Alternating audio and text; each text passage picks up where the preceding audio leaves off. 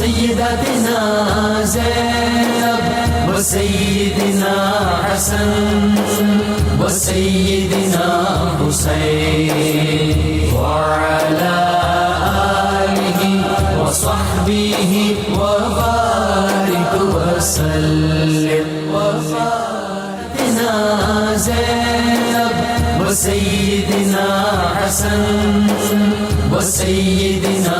الحمدللہ رب العالمین والصلاة والسلام علی سید الانبیاء والمرسلین. اللہم صلی علی سیدنا و مولانا محمد وعلی آلہ واصحابہ وبارک وسلم وصلی علیہ. دنیا کے تمام دیکھنے والوں، تمام چاہنے والوں، تمام پیار کرنے والوں اور جہاں جہاں تک اس وقت میری آواز کو سنا اور مجھے دیکھا جا رہا ہے 92 نیوز کی اسکرین سے اور پروگرام صبح نور سے، میری جانب سے انتہائی خلوص اور محبت کے ساتھ السلام علیکم. ابتدا کرتے ہیں ناظرین اللہ کے پاک نام سے اور اس امید یقین کے ساتھ کہ اللہ تبارک و تعالی ہم سے بس وہ کام لے لے جو کام وہ لینا چاہتا ہے. اس میں مبارک ہے حضرت ابو انیس محمد برکت علی علیہ رحمہ کی تالیف اسماء النبی الکریم صلی اللہ علیہ وآلہ وسلم سے ایک اسم ناظرین سیدنا صاحب الجمال صلی اللہ علیہ وآلہ وسلم، ہمارے سردار حسن و جمال کے پیکر، درود و سلام بھیجے اللہ آپ صلی اللہ علیہ وآلہ وسلم اور آپ صلی اللہ علیہ وآلہ وسلم کی آل پاک اور صحابہ کرام رضوان اللہ تعالیٰ علیہم اجمعین پر. ناظرین کرام، ایک بار حضور نبی کریم صلی اللہ علیہ وآلہ وسلم سرخ یمنی چادر زیب تن کیے ہوئے تھے اور بستر استراحت پہ آپ تشریف فرما تھے. آنکھیں محو خواب تھیں اور دل بیدار تھا. اتنے میں حضرت جابر بن سمرہ رضی اللہ تعالیٰ عنہ وہاں پر آ پہنچے. 14ویں رات تھی ناظرین اور جو چاند تھا وہ اپنی آب و تاب کے ساتھ چمک رہا تھا، انتہائی چمکدار چاند تھا اور سامنے رسول پاک صلی اللہ علیہ وآلہ وسلم کا مبارک چہرہ یعنی اپنی جو نوری کرنیں ہیں وہ بکھیر رہا تھا. حضرت جابر رضی اللہ تعالیٰ عنہ کبھی چمکتے ہوئے چاند کو دیکھتے تھے اور کبھی جمال مصطفیٰ صلی اللہ علیہ وآلہ وسلم کا مشاہدہ فرماتے تھے. یعنی ذرا توجہ رہے آپ کی کہ ایک طرف وہ چاند کی تابناکیوں کو دیکھتے تھے اور دوسری طرف وہ رخ انور کو دیکھا کرتے تھے اور یہ جاننے کی کوشش کر رہے تھے کہ چاند زیادہ روشن ہے یا آقا دو جہاں صلی اللہ علیہ وآلہ وسلم کا رخ زیبا. تو حضرت جابر رضی اللہ تعالیٰ عنہ فرماتے ہیں کہ یقین جانیے آپ صلی اللہ علیہ وآلہ وسلم مجھے چاند سے زیادہ حسین لگ رہے تھے. اب چونکہ حسن کی بات آ گئی ہے ناظرین اور حسن مصطفیٰ صلی اللہ علیہ وآلہ وسلم کی بات آ گئی ہے تو بات کو تھوڑا سا اس طرف بھی لے کے چلتے ہیں کہ ایک حسن تو حسن مصطفیٰ صلی اللہ علیہ وآلہ وسلم میں ناظرین ظاہر ہے جس کی خیرات پوری کائنات میں بچی ہوئی ہے، اس میں کوئی دوسری رائے نہیں. دنیا کے بڑے سے بڑے حسین جو ہیں وہ خیرات مصطفیٰ صلی اللہ علیہ وآلہ وسلم کی وجہ سے حسین ہیں. اور ایک حسن ہے حسن یوسف علیہ السلام. اب جب حسن یوسف علیہ السلام کی بات ہے ناظرین تو پھر یوسف علیہ السلام کا مکمل طور پہ تذکرہ ہونا چاہیے. ایک ایسا قصہ جسے قرآن احسن القصائص بتاتا ہے ناظرین، یعنی جو قصے ہیں ان کے اندر بہترین قصہ احسن القصص قرآن اگر کسی قصے کو کہتا ہے ناظرین تو حضرت یوسف علیہ السلام کے قصے کو کہتا ہے. ایک ایسا قصہ ناظرین کہ جس کے اندر بھائیوں کی طرف سے بغض اور عناد اور حسد بھی نظر آتا ہے. ایک ایسا قصہ کہ جس کے اندر ایک ایسی ہستی جو نبی ہیں وہ ایک وقت تو ایسا آتا ہے کہ غلام بنا کر مصر کے بازاروں کے اندر بیچے جاتے ہیں اور پھر ایک وقت ایسا آتا ہے کہ اللہ تبارک و تعالیٰ ان کو عزیز مصر کی کرسی عطا کر دیتا ہے. ایک ایسا قصہ ناظرین کہ جس کے اندر انتہائی سبق آموز باتیں ہیں، یعنی نفس امارہ کی جو شورشیں ہیں ناظرین وہ بھی نظر آتی ہیں، عبرتیں بھی نظر آتی ہیں، حکمتیں بھی نظر آتی ہیں، مواعظ و نصائح بھی نظر آتے ہیں، صبر و استقامت بھی نظر آتی ہے، رضا و تسلیم بھی نظر آتی ہے اور باپ اور بیٹے کی جو محبت ہے ناظرین اس کا عروج بھی نظر آتا ہے. یعنی حضرت یوسف علیہ السلام بچپن میں خواب دیکھتے ہیں اور وہ خواب کیا ناظرین کہ 11 ستارے، ایک چاند اور ایک سورج مجھے سجدہ کر رہے ہیں. اس خواب کی تعبیر ناظرین اللہ تبارک و تعالیٰ نے ان کو اس کرسی کی صورت میں عطا کی جو کرسی اللہ تعالیٰ نے جب ان کو یعنی عزیز مصر جس وقت اس دنیا سے چلے گئے اور یوسف علیہ السلام کو کرسی عطا ہوئی تو اللہ تبارک و تعالیٰ نے اس وقت اس کی تعبیر ان کو عطا فرمائی. لیکن اس کے اندر ناظرین اس واقعے کے اندر بہت کچھ ہے. اس واقعے کے اندر بھائیوں کی طرف سے حسد کا وہ یوں سمجھ لیجئے، اور بغض اور اناد اور نفرت کی وہ آگ بھی ہے کہ جس کے اندر وہ مستقل جلتے رہتے تھے، کڑتے رہتے تھے کہ یعقوب علیہ السلام کو زیادہ محبت یوسف علیہ السلام سے کیوں ہے، جس کی وجہ سے انہوں نے اٹھا کر ان کو کنویں میں پھینک دیا۔ اللہ کی مشیت، اللہ کی قدرت کہ اللہ تبارک و تعالیٰ نے اپنے نبی کو سلامت رکھا، اور عالم یہ ہوا کہ ایک قافلے کے ذریعے سے جا کر آپ مصر کے بازاروں کے اندر فروخت کیے جاتے ہیں۔ پھر معاملہ یہ ناظرین کہ ایک وقت ایسا آتا ہے کہ آپ پر ایک ایسا امتحان آتا ہے کہ آپ کی پاک دامنی کو چیلنج کیا جاتا ہے۔ اللہ تبارک و تعالیٰ نے ایک بچے کے ذریعے سے آپ کی پاک دامنی کی گواہی دنیا کے سامنے رکھ دی ناظرین۔ پھر ایک وقت ایسا آتا ہے کہ آپ کو جیل کے اندر بند کر دیا جاتا ہے، چونکہ اللہ تبارک و تعالیٰ نے اس مقام کو پوری دنیا پر واضح کرنا تھا کہ یوسف علیہ السلام کو اللہ تعالیٰ نے کیا رتبہ، کیا مقام، کیا رفعت عطا کی ہے ناظرین۔ تو پھر آپ کا وہ مقام اس خواب کی تعبیر کے ذریعے سے، یعنی جس وقت اس خواب کی تعبیر بادشاہ کی کانوں تک، یعنی اس کی سماعت تک پہنچتی ہے، تو اسے معلوم ہوتا ہے کہ کوئی شخصیت ہے کہ جس سے ملاقات ہونی چاہیے۔ پھر اللہ تبارک و تعالیٰ نے آپ وہ موقع عطا کیا، وہ عروج عطا کیا، وہ عزت عطا کی، وہ رفعت عطا کی کہ جس کو دنیا نے دیکھا کہ یوسف علیہ السلام صرف ایک نبی بن کر لوگوں کے سامنے نہیں آئے ناظرین، بلکہ آپ کو اللہ تعالیٰ نے بہت سے اوصاف عطا کیے تھے۔ آپ ماہر معاشیات بھی تھے، ماہر اقتصادیات بھی تھے۔ آپ نے ڈوبتی ہوئی جو معیشت تھی اس کو اٹھا کر ایسے پار لگا دیا کہ رہتی دنیا تک بڑے سے بڑے ماہر معاشیات جو ہیں اگر صدقہ حاصل کرنا چاہیں گے تو یوسف علیہ السلام سے خیرات لیتے رہیں گے۔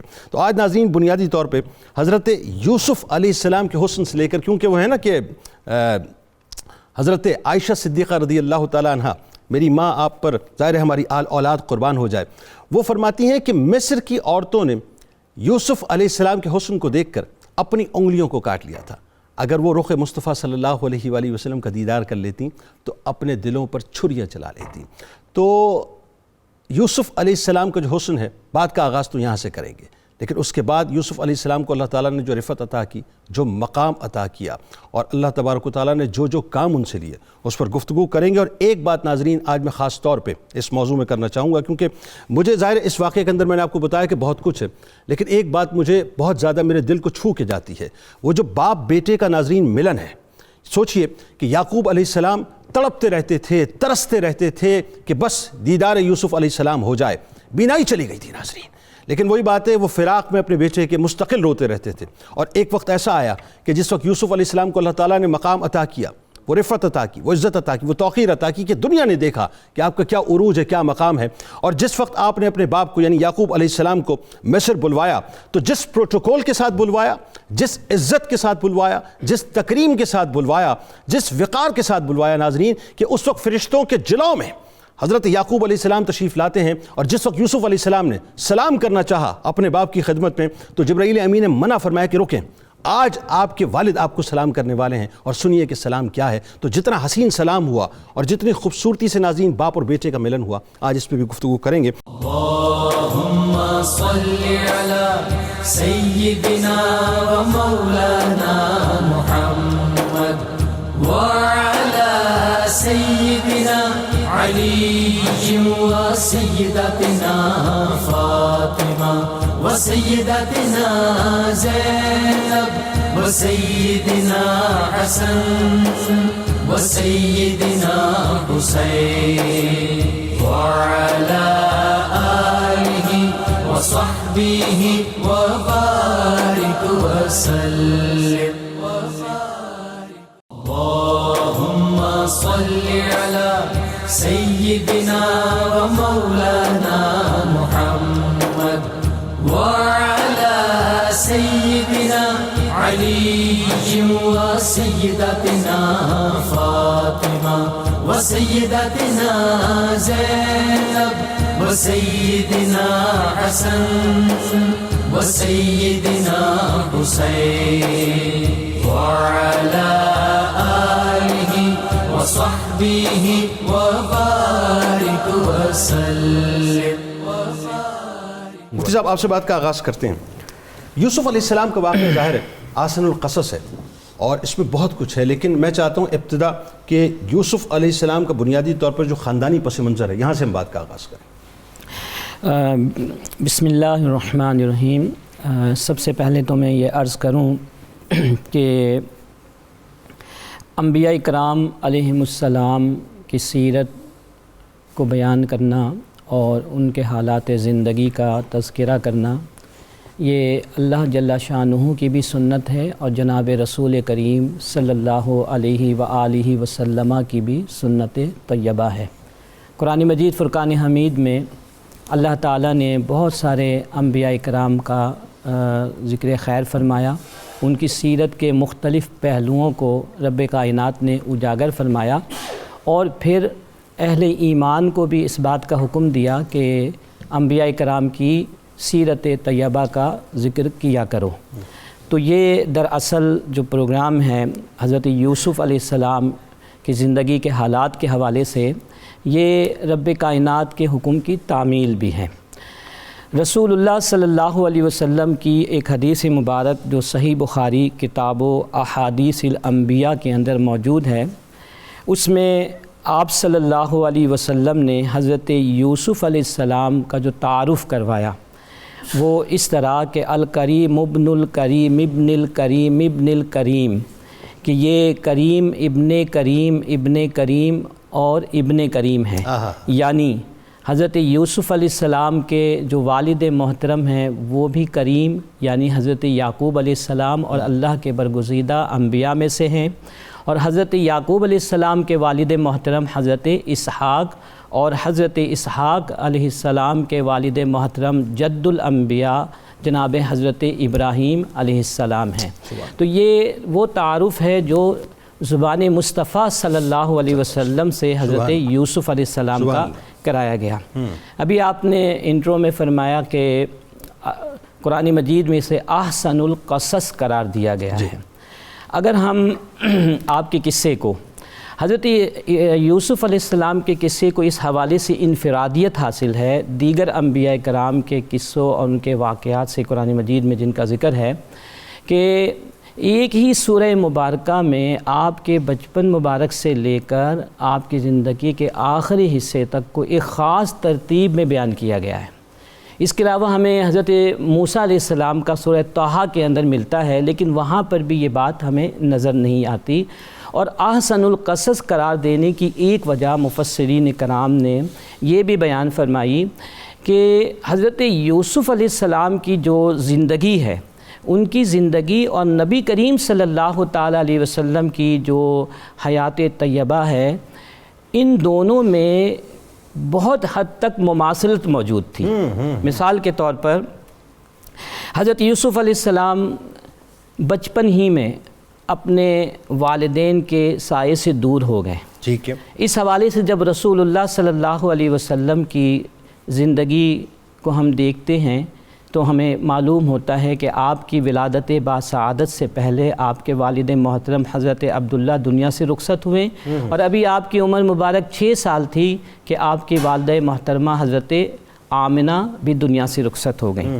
اسی طرح حضرت یوسف علیہ السلام کے بھائیوں نے ان کے ساتھ دشمنی کی، حسد کا مظاہرہ کرتے ہوئے انہیں اپنے وطن سے دور کر دیا۔ تو ادھر جب رسول اللہ صلی اللہ علیہ وسلم کی حیات طیبہ کو ہم دیکھتے ہیں تو جناب رسول کریم صلی اللہ علیہ وسلم کے رشتہ دار خاندانی لوگوں نے آپ پر جو ظلم کیا، جس کی وجہ سے آپ کو اپنے پیارے وطن مکہ مکرمہ کو چھوڑنا پڑا اور آپ نے ہجرت فرمائی۔ اسی طرح حضرت یوسف علیہ السلام کی آزمائش ہوئی، کئی طرح سے ہوئی، ان میں سے ایک شدید ترین آزمائش خاتون یعنی عورت کے ذریعے سے ہوئی جس میں آپ کامیاب ہوئے۔ تو اب جب ہم نبی کریم صلی اللہ علیہ وسلم کی سیرت کا مطالعہ کریں تو ایک موقع ایسا بھی آتا ہے کہ حضرت ابو طالب کے ذریعے سے کفار مکہ نے آپ کو آفر کی کہ اگر آپ چاہتے ہیں مکے کے حسین و جمیل خاتون سے نکاح کرنا تو ہم وہ بھی کرا دیں گے، لیکن آپ اپنے راستے سے ہٹ جائیں۔ یہاں پر بھی نبی کریم علیہ السلام نے جو فرمایا وہ تاریخ کا حصہ ہے۔ اس میں متضب قطع کلام کی معذرت، بالکل اس میں مزید جو ریزمبلنس آپ فرما رہے ہیں اس پہ بات کریں گے۔ میں چاہتا ہوں تھوڑا سا اور بات کو آگے بڑھائیں، پھر انشاءاللہ آپ کی طرف آتے ہیں۔ ڈاکٹر صاحب آپ فرمائیے گا ذرا سا کہ حضرت یوسف علیہ السلام کے ظاہر خاندانی پس منظر پہ تو بات ابھی ہوئی ابتدا میں، ایک خواب ہے جو بچپن میں آپ دیکھتے ہیں اور اس کی تعبیر ایک سرٹن ٹائم کے بعد جو ہے وہ نظر آتی ہے، اور ایسی نظر آتی ہے کہ پھر دنیا دیکھتی ہے کہ اللہ تبارک و تعالیٰ نے آپ کا کیا مقام اور کیا رفعت عطا کی ہے۔ تو میں چاہتا ہوں وہاں سے تھوڑا سا بات کو آگے بڑھائیں۔ بہت شکریہ محترم جنید اقبال صاحب، میں آپ کا خیر مقدم کرتا ہوں۔ بہت شکریہ۔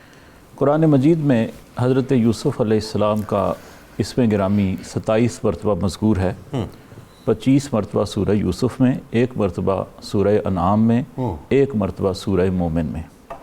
سورہ یوسف میں آپ کے قصے کا آغاز ہی اس خواب سے کیا گیا ہے جس کی تعبیر 80 برس کے بعد آپ کو ملی، اور نور نبوت کا یہ عالم ہے کہ حضرت یعقوب علیہ السلام کے سامنے جب آپ نے اس خواب کا ذکر کیا تو آپ نے اس خواب کی تعبیر کے طور پر اپنے بیٹے حضرت یوسف علیہ السلام کے مستقبل کی پیش گوئی کر دی۔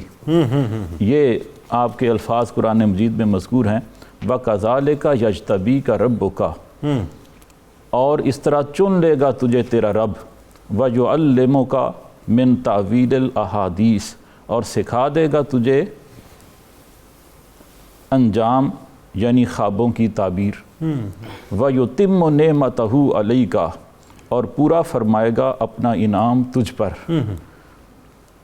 وَعَلَىٰ آلِ یعقوب، اور آل یعقوب پر، یعنی اس بات کی بشارت دے دی کہ اللہ تجھے چن لے گا اور تعبیر خواب میں تجھے مہارت عطا کرے گا اور تیرا مستقبل روشن ہوگا اور تجھے مشکلات اور آزمائشوں سے گھبرانے کی ضرورت نہیں ہوگی، تو اللہ کا نبی بن کر اور اس کائنات میں دست قدرت کا شاہکار بن کر ایک اعلیٰ اور عرفہ مقام پر فائز ہوگا۔ حضرت یوسف علیہ السلام کو اللہ تعالیٰ نے حسن بھی دیا، عفت و عصمت بھی عطا کی۔ تمام انبیاء کرام اپنی قوم میں سب سے زیادہ حسین اور جمیل ہوتے تھے، لیکن حضرت یوسف علیہ السلام کا حسن جو تھا یہ زیادہ نمایاں تھا، جیسا کہ حدیث پاک میں آتا ہے کہ آپ کو حسن کا نصف حصہ عطا کیا گیا، گویا نصف ساری کائنات میں بانٹا اور نصف جو ہے حضرت یوسف علیہ السلام کو عطا کیا۔ یہی وجہ ہے کہ ہمارے ادب میں، لٹریچر میں بدستور حسن یوسف کی اور برادران یوسف کی تلمیحات استعمال ہو رہی ہیں۔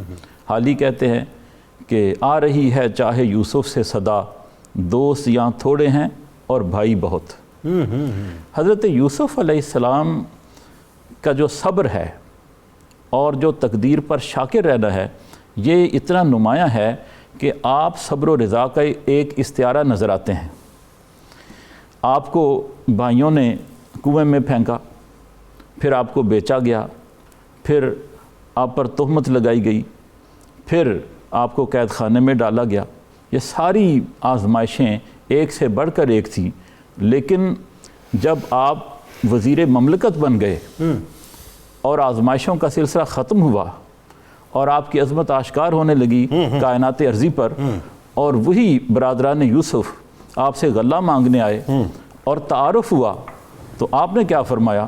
فرمایا لا تثریب علیکم اليوم، آج تم پر کوئی مواخذہ نہیں، میں تمہیں معاف کرتا ہوں۔ اور یہی وہ جملے تھے جو سرکار مدینہ صلی اللہ علیہ وسلم نے فتح مکہ کے آپ کی زبان پاک پر بھی آئے۔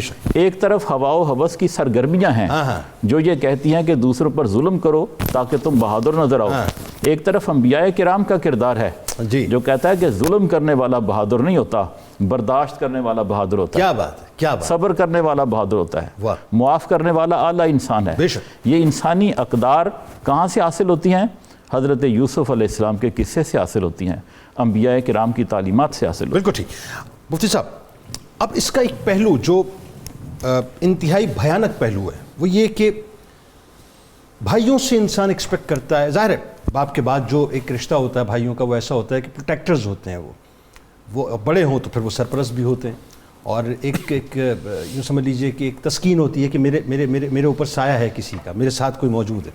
لیکن وہی بھائی جب بغض میں، اناد میں اور حسد میں مبتلا ہو جائیں کہ باپ ان سے زیادہ پیار کیوں کرتے ہیں، نبوت ان کو کیوں مل گئی ہے، ہم تو نہیں چھوڑیں گے، تو پھر کیفیت کیا ہو جاتی ہے؟ یوسف علیہ السلام کے اس قصے کا جو سمجھ لیجئے کہ اسٹارٹنگ کلائمیکس ہے یہی ہے کہ یہیں سے تو آغاز ہو رہا ہے سارے سلسلے کا۔ جی بسم اللہ الرحمن الرحیم۔ بہت اہم ترین نقطے کی جانب آپ نے توجہ مبذول کرائی ہے، اور یہ اس وقت ہماری سوسائٹی میں بہت سارے گھروں میں المیہ آلریڈی موجود ہے، لیکن اسی سے متصل میں اس پر بات کرنے سے پہلے فرمایا حضرت یعقوب علیہ السلام نے اپنے فرزند حضرت یوسف علیہ السلام کو لا تقصص رؤیاک علی اخوتک، یہ خواب آپ اپنے بھائیوں کو بیان مت کیجیے گا۔ اس سے ایک بات یہ معلوم ہوئی کہ خواب صرف اس کو بیان کرنا چاہیے جو خواب کی تعبیر دینے کا اہل ہو. نمبر 2، آپ کے خواب کو ہضم کر سکے، برداشت کر سکے. واہ. نا اہل کو خواب سپرد کریں گے، ممکن ہے وہ اس خواب کی ایسی تعبیر بیان کر دے جو ایکچول اس کی تعبیر نہیں بنتی. اور خواب حدیث پاک کے مطابق اس وقت تک معلق رہتا ہے جب تک اس کی تعبیر نہ دی جائے. آہا. جیسی تعبیر دیں گے ویسے ہی خواب ظاہر ہو جاتا ہے. اللہ اکبر. یعنی تو یہ معبر پر ڈیپینڈ کرتا ہے. تو اس معاملے میں ہمارے دین نے بڑی حساس پیش رفت فرمائی ہے کہ آپ خواب صرف اہل کے سامنے بیان کر سکتے ہیں، نا اہل کے سامنے خواب کو بیان ہی نہیں کرنا چاہیے. سر آپ بات جاری رکھیے گا ذرا میری تشفی اور دیکھنے والوں کی تشفی کے لیے، چونکہ وہ موقع بعد میں آنا ہے، لیکن چونکہ بات آ گئی تو میں چاہتا ہوں اس ریلیونس میں بات آ جائے. وہ جو 2 لوگ جیل میں بند تھے جنہوں نے جھوٹا خواب بیان کیا بالکل ایسا، اور یوسف علیہ السلام نے تعبیر فرمائی، انہوں نے کہا جی ہم نے تو جھوٹ کہا تھا، تو فرمایا کہ اب حکم ہو گیا تو ہو گیا، لاگو ہو گیا. ایسا ہی ہے. ایسا ہی ہے. تو اس سے آپ یہ دیکھیں کہ انہوں نے جو خواب جھوٹا بیان کیا، لیکن انہوں نے کیا اللہ کے ایک نبی کے سامنے، اور نبی جو کہہ دیں اللہ تعالیٰ ان کی زبان کی لاج رکھتے، اور ان کو چونکہ باتوں کے انجام کا علم بھی ہوتا ہے، تو آپ نے جیسا بیان فرمایا ویسے ہی ظاہر ہوا. پھر انہوں نے جب یہ سنا کہ ایسے ہی ہوگا تو یہ کہا شرمندگی کے ساتھ کہ ہم نے تو کذب بیان کیا، لیکن آپ نے فرمایا جو ہم نے کہہ دیا ویسا ہوگا. اس سے ایک نقطہ یہ بظاہر معلوم ہوا کہ خواب کی جیسے تعبیر بیان کی جائے ویسے ہی ظاہر ہو جاتا ہے. اکثر بیشتر ایسے ہی ہوتا ہے. دوسری اس کے ضمن میں ایک بات، چونکہ فائدے کی بات ہے، یہ بھی کہہ دوں ایک ہی جملے میں، اچھا خواب اہل کو بیان کر دیں تاکہ اچھی اس کی تعبیر لے لیں. واہ. جو برا خواب دیکھیں تو وہ بیان کرنا ضروری نہیں ہے، بس آپ کی جب آنکھ کھلے تو فوراً اعوذ باللہ من الشیطان الرجیم پڑھ لیں. ٹھیک. تو اللہ تعالیٰ سے پناہ مانگ لیں. بہت برا خواب دیکھا ہے تو اس کے شر سے بچنے کے لیے کوئی صدقہ کر دیں تاکہ خواب کی بری تعبیر اور وغیرہ سے مفید. اب آتے ہیں ہم اس بات کی طرف. یہ آیت نمبر 8 ہے سورہ یوسف کی، جس کی جانب آپ نے ہماری توجہ دلائی ہے. بڑا ہی اہم نقطہ ہے. اس آیت میں بھائی جس بنیاد پر حسد کر رہے ہیں اپنے بھائی کے ساتھ، جو حسد پھر اسی بھائی کو کنویں میں ڈالنے، ان پر تشدد کرنے، ان کو طرح طرح کے مصائب میں مبتلا کرنے کا سبب بنی، وہ حسد تھی. وہ سبب کیا تھا جس سے حسد ہوئی؟ انہوں نے کہا اذ قالوا لا یوسف واخوہ احب الی ابینا، کہ یوسف علیہ السلام اور ان کے بھائی بنیامین ہم سے زیادہ والد گرامی مرتبت کو محبوب ہیں. ہمارے والد گرامی ان سے محبت زیادہ کرتے ہیں، ہم سے اس درجہ کی محبت نہیں ہے. اس بنیاد پر کہ یہ زیادہ مقرب، ہم اتنے مقرب نہیں، حسد میں مبتلا ہو گئے. ایک بات تو یہ کہ کیا والد بچوں میں سے بعض بچوں کو زیادہ پرائرٹی دے اور باقیوں کو کم اہمیت دے؟ کیا ایسا کر سکتا ہے؟ یہ ناانصافی ہے. تو یعقوب علیہ السلام نے ایسا کیوں کیا؟ اس میں یہ ضرور عرض کرنا چاہوں گا، آپ نے ترجیح ایک کو دوسرے پر نہیں دی. جو دل ہے نا، دل، اس کے احوال اللہ تعالیٰ کی دست قدرت میں ہے. کسی کے بارے میں میلان محبت زیادہ ہے، کسی کے بارے میں میلان کم ہے. یوسف علیہ حضرت یعقوب علیہ السلام کی دلی محبت ان کے بارے میں زیادہ تھی. کیا بات. اور وہ اللہ تعالیٰ جل شانہ کی حکمت پر منحصر تھی. جہاں تک بچوں کے حقوق کی بات ہے اس میں مساوات کا حکم ہے. حضرت نعمان بن بشیر اپنے والد کے ساتھ آئے تو والد نے کہا کہ میں نے اپنے اس بیٹے کو ایک غلام گفٹ کیا ہے. حضور نے فرمایا آپ کی اور اولاد بھی ہے؟ جی یا رسول اللہ ہے. تو آپ نے سب کو گفٹ کیے ہیں غلام؟ نہیں.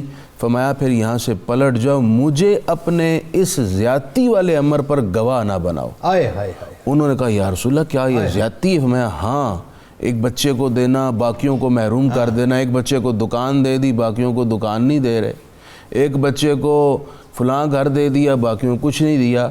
تو اس طرح کی زیادتیاں آج کل بہت زیادہ ہو رہی ہیں. اور بہت لوگ تڑپ رہے ہیں اس بارے میں. تو والدین پر فرض ہے کہ اس طرح کے معاملات میں انصاف سے کام لیں. تو پھر انہوں نے اپنے اس بیٹے سے بھی غلام واپس لے لیا کیونکہ وہ ساروں کو دینے کی استطاعت نہیں رکھتے تھے. دوسری بات یہ معلوم ہو گئی کہ بھائی بھائی سے بھی حسد کر سکتا ہے.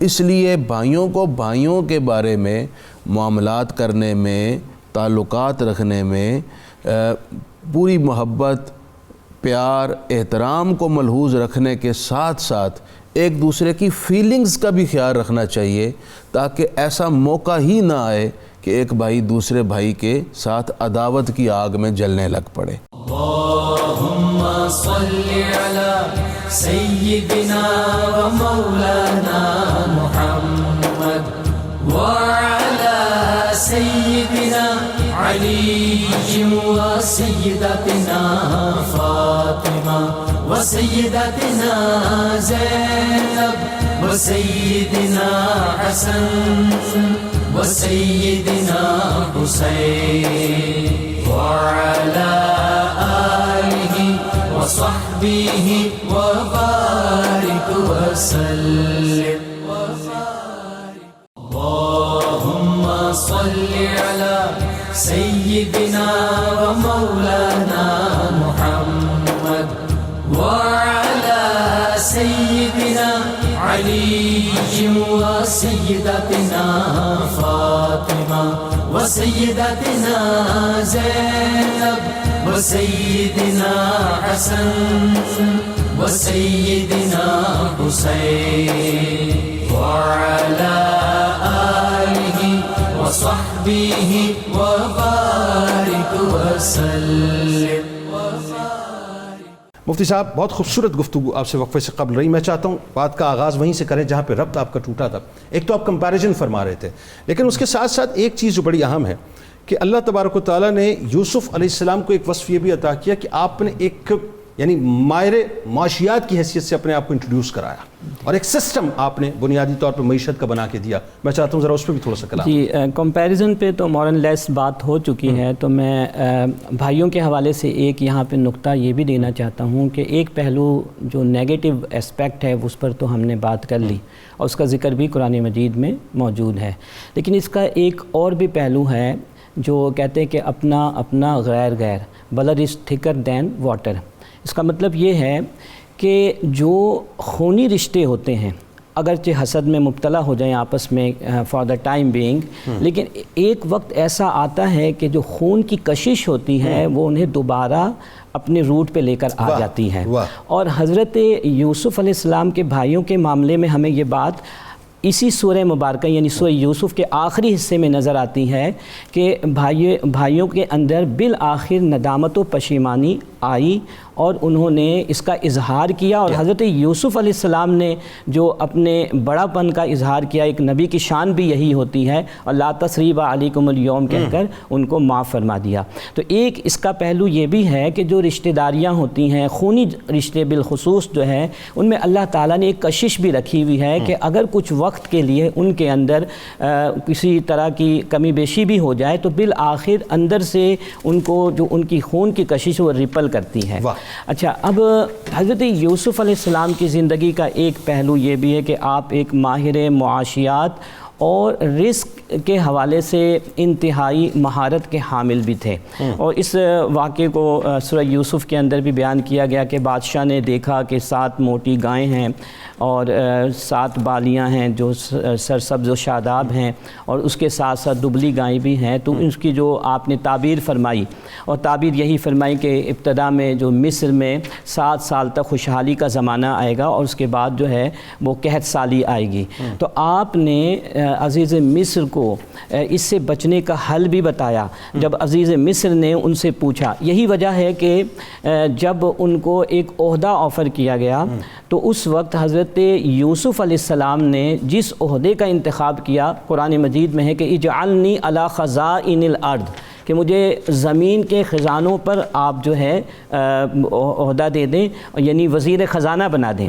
آپ نے باقاعدہ یہاں پر عہدہ طلب کیا. ضمناً یہ بات عرض کر دوں کہ رسول اللہ صلی اللہ علیہ وسلم کی احادیث کریمہ سے یہ معلوم ہوتا ہے کہ عہدہ طلب کرنا یہ اچھا عمل نہیں ہے، یہ معیوب بات ہے.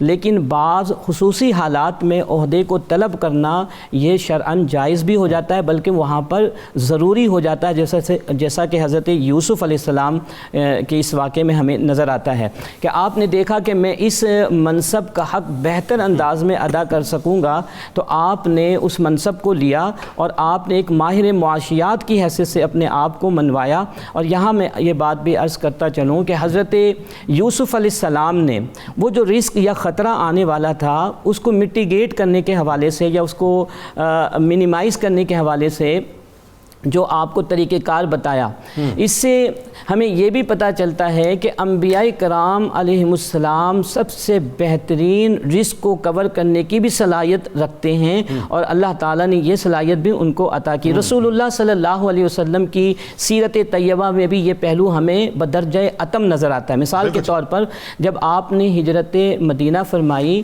تو روایتوں میں آتا ہے کہ آپ نے وہاں پر 2 سے 3 رسک مٹیگیشن ٹولز کو استعمال کیا. پہلا یہ کہ آپ ڈائریکٹ مدینہ منورہ نہیں گئے، بلکہ 3 دن تک غار ثور میں آپ نے قیام فرمایا. قیام فرمانے کا مقصد کیا تھا کہ جو کفار مکہ ہیں وہ آپ کو تلاش کریں گے، ادھر ادھر جائیں گے، اور یہ جب نہیں پائیں گے تو یہ سمجھیں گے کہ آپ آگے نکل گئے ہیں اور پھر وہ واپس آ جائیں گے. دوسرا آپ نے جو رسک کو میٹیگیٹ کرنے کے لیے ٹول استعمال کیا وہ یہ کہ اس زمانے میں مدینہ منورہ جانے کے لیے 2 راستے تھے، ٹھیک ہے، ایک معروف راستہ اور ایک غیر معروف. تو رسول پاک صلی اللہ علیہ وسلم نے غیر معروف راستے کا انتخاب کیا. تو حضرت یوسف علیہ السلام نے بھی رزق کو، جو قحط سالی کا رزق آنے والا تھا، اس کو ختم کرنے کے لیے یہ طریقہ کار آپ نے بتایا کہ جو خوشحالی کے زمانے میں آپ جو ہے ذخیرہ کریں، اور جب قحط سالی پڑے تو اس وقت اس ذخیرے سے خود کو فائدہ پہنچائے. یہاں یہ بھی ہمیں پتہ چلتا ہے حضرت یوسف علیہ السلام کے اس طرز عمل سے کہ مستقبل کے لیے اشیاء کو اسٹور کرنا بوقت ضرورت یہ شرعاً جائز ہے. اس میں بعض لوگ کہتے ہیں کہ آپ مستقبل کی فکر مت کریں اور اس کو چھوڑ دیں، اللہ رب العزت پہ توکل کریں. تو یہ توکل کا جو مفہوم بیان کیا جاتا ہے، یہ مفہوم جو ہے حضرت یوسف علیہ السلام کے اس واقعے سے پتہ چلتا ہے کہ یہ مفہوم درست نہیں ہے، بلکہ توکل تو یہ ہے کہ جو اللہ تعالیٰ نے آپ کو اسباب عطا کیے ہیں ان اسباب کو آپ اویل کریں.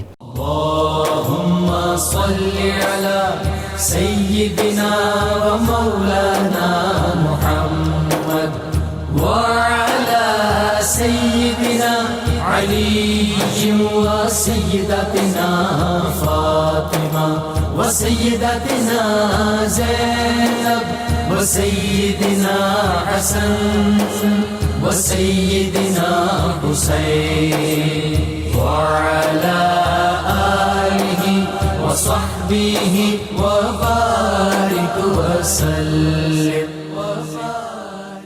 اللهم صل على سيدنا ومولانا محمد وعلى سيدنا علي وسيدتنا فاطمة وسيدتنا زينب وسيدنا حسن وسيدنا حسين وعلى آله وصحبه وبارك وسلم.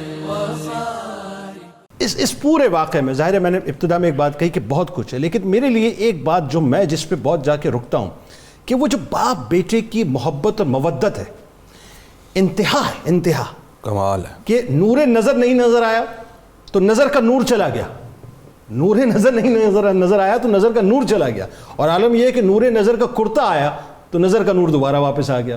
اور جس وقت یعقوب علیہ السلام مصر میں تشریف لے جا رہے ہیں، اور جس وقت ظاہر ہے وہ عزیز مصر کی کرسی پر تشریف فرمائیں یوسف علیہ السلام، تو جو پروٹوکول سیٹ کیا اور جبرائیل امین نے آ کر یہ فرمایا کہ نہیں ابھی آپ سلام، آج بیٹے کو منع کیا جا رہا ہے سلام نہیں، اب تو باپ کا سلام آئے گا. تو وہاں سے سلام کتنا خوبصورت آتا ہے کہ غموں کو دور کرنے والے، آج ہمارا تم پہ سلام ہو۔ میں چاہتا ہوں ذرا اس محبت پہ بات کی جائے تھوڑا سا۔ بہت شاندار حصہ ہے اس قصے کا، باپ اور بیٹے کی والہانہ محبت ہے۔ ایسا لگتا ہے کہ باپ بیٹے کی محبت میں اور بیٹا باپ کی محبت میں وارفتہ حال ہے۔ اس سے ایک بات تو یہ ظاہر ہوئی کہ باپ اور بیٹے کا تعلق بہت اہمیت رکھتا ہے۔ یہی وجہ ہے کہ نبی اکرم صلی اللہ علیہ وآلہ وسلم نے اپنے باپ ہونے والی حیثیت کو بھی کئی مواقع پر واضح کیا، جس سے امت کے باپوں کی اہمیت اور ان کی شان بیان کرنا مقصود تھا۔ ایک موقع پر آپ نے یوں فرمایا کہ لوگوں بیٹیوں سے پیار کیا کرو، میں بھی 4 بیٹیوں کا باپ ہوں۔ سبحان اللہ، سبحان۔ ایک موقع پر یوں فرمایا انا بھی منزلتی والدکم، میری امت میرا تمہارے ساتھ اس طرح تعلق ہے جیسے باپ کا اپنے بیٹوں کے ساتھ ہوتا ہے، اولاد کے ساتھ ہوتا ہے۔ ڈاکٹر صاحب، اپنا جنید بھائی، میں یہ سمجھتا ہوں کہ ہم باپ کے مقام کو سمجھ ہی نہیں سکتے۔ آئے ہائے ہائے ہائے، بہت بڑی ہستی ہے، آئے ہائے، کیونکہ حضور علیہ السلام نے فرمایا ہے کہ رضا اللہ فی رضا الوالد، کہ خدا کی رضا باپ کی رضا میں ہے۔ اس سے اندازہ لگا لینا چاہیے کہ باپ کتنا حساس نوعیت کا منصب ہے۔ باپ کی دعا، ان کی فیلنگز کو ہرٹ کرنے میں ایک لمحے میں بندے کی زندگی بھر کی نیکیاں تباہ برباد ہو جاتی ہیں اور بندہ عرش سے فرش پر آ گرتا ہے۔ اس حوالے سے باپ کو کبھی نظر انداز نہ کریں، اس کی فیلنگز سمجھیں، اس کے کہنے سے پہلے اس کو راضی رکھیں، اس کو خوش رکھیں۔ حضرت یوسف علیہ السلام نے اپنے والد گرامی کی آمد پر شاہی پروٹوکول پیش کیا، جی اسٹیٹ لیول کا۔ جی میں یہی سمجھنا چاہ رہا ہوں جی۔ اور حضرت یعقوب علیہ السلام کے لیے سینکڑوں سواریاں بھیجی جو آپ کی ساری فیملی کو لے کر آئے۔ پھر جب آپ مصر میں پہنچے تو حضرت یوسف علیہ السلام نے مصر کی سڑکوں پر ساری اسٹیٹ جمع تھی اور آپ خود کھڑے تھے، جیسے ایسے محسوس ہو رہا تھا کہ تو یوسف علیہ السلام خود بادشاہ نہیں ہے، کسی اور بادشاہ اور کوئی بادشاہ ہے جس کی آمد کا انتظار ہو رہا ہے۔ کیا میں ویژولائز کر رہا ہوں، کیا منظر ہو؟ یا ایسے تھا کہ جیسے یوسف علیہ السلام کھڑے ہو کر کسی اور مملکت کے بہت بڑے سربراہ کی کو ویلکم کرنے جا رہے ہیں۔ تو اس نوعیت کا پروٹوکول تھا اسٹیٹ لیول کا، اور وہ والد گرامی تھے۔ اور جب ملے تو باپ اور بیٹے کی محبت دیکھیں کہ دیر تک گلے رکھ کر اپنے باپ سے روتے رہے، اور باپ اپنے بیٹے کو گلے لگا کر سینے لگا کر روتے رہے۔ اور قبلہ، اس سے یہ بھی اندازہ ہوتا ہے کہ یوسف علیہ السلام اپنے باپ والد گرامی کے ہجر میں اسی طرح بے چین تھے جیسے حضرت یعقوب علیہ السلام بے چین تھے۔ اور اس کے بعد جب ملے تو پھر ایسا ملے کہ حضرت یوسف علیہ السلام اکثر وقت اپنے والد گرامی مرتبت کے پاس گزارا کرتے تھے۔ ڈاکٹر صاحب نے ایک بات کی تھی، میں اس پر تھوڑا سا ایڈ کرنا چاہتا ہوں، رہ نہ جائے۔ حضرت سیدہ عائشہ صدیقہ رضی اللہ عنہا کا ایک شعر ہے، لواہی زلیخا لو رائین جبینا لاثرن بالقطع القلوب علی الایدی، کہ یا رسول اللہ، جمال یوسف کو دیکھ کر مصر کی عورتوں نے انگلیاں کاٹی، اگر وہ آپ کا جمال دیکھ لیتی تو اپنے دل نکال کر کاٹ دیتی۔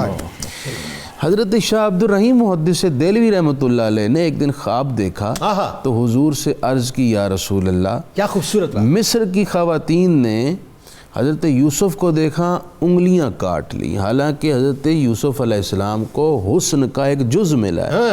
آپ تو حسن کل ہیں، بلکہ کائنات حسن ہے۔ آپ کو دیکھ کر صحابہ اکرام پر کبھی ایسی کیفیت طاری نہیں ہوئی کہ انہوں نے انگلیاں کاٹی ہوں یا ہاتھ کاٹے ہوں۔ تو نبی اکرم صلی اللہ علیہ وسلم نے حضرت شاہ عبد الرحیم کو فرمایا، جمالی مستور عن اعین الناس غیرۃ من اللہ، اللہ نے اپنی غیرت کی وجہ سے میرے حسن کے آگے، میرے حسن کے انوار کے آگے پردے رکھے ہوئے ہیں، اگر ایک بھی پردہ اٹھ جائے تو لوگوں کی کیفیت اس کیفیت سے کئی گنا زیادہ ہو جو حضرت یوسف علیہ السلام کو دیکھ کر خواتین کی، سبحان اللہ، کیا بات. وہ کہا نا اعلیٰ حضرت نے حسن یوسف پہ کٹیں مصر میں انگشتے زنا، سر کٹاتے ہیں تیرے نام پہ مردانے. 14.25 صدیاں گزر گئی ہیں، آج تک حضور کے غلامان اور عشاق آپ کے نام پر گردنیں لیے پھر رہے ہیں. کب موقع ہے اور ہم جان نثاری کے لیے حاضر ہو. حضرت شاہ عبدالحق محدث دہلوی کا ایک جملہ سنائے دوں. آپ فرماتے ہیں کہ اللہ تعالیٰ نے اپنے حبیب علیہ السلام کے حقیقت اور حسن اصلی کے انوار کے سامنے 70,000 پردے رکھے ہوئے ہیں. ان میں سے ایک پردہ بھی اٹھ جائے تو آپ کے نور کی تابشوں اور انوار کی حرارت سے ساری کائنات فنا ہو جائے، کسی میں دیکھنے کی تاب نہ ہو. وہ کیسے مولانا حسن رضا خان صاحب کا شعر کہ ایک جلوہ ایک جھلک دیکھنے کی تاب نہیں عالم کو، وہ اگر جلوہ کرے کون تماشائی. بہت ٹھیک. سورہ یوسف کی فضیلت کتاب الشفا سے فرمان نبوی صلی اللہ علیہ وآلہ وسلم ہے، اپنے ماتحتوں اور خادموں کو سورہ یوسف سکھاؤ، کیونکہ جو شخص اس سورہ کو پڑھے اور گھر والوں کو سکھائے تو اللہ تعالیٰ اس کے موت کے تمام مراحل کو آسان فرمائے گا. آمین. ایک قول ہے ناظرین سیدنا عمر فاروق رضی اللہ تعالیٰ عنہ کا، فرماتے ہیں کہ کم بولنا حکمت، کم کھانا صحت اور کم سونا عبادت ہے. اللہم صلی علی سیدنا و مولانا محمد وعلى سيدنا علي وسيدتنا فاطمة وسيدتنا زينب وسيدنا حسن وسيدنا حسين وعلى آله وصحبه وبارك وسلم.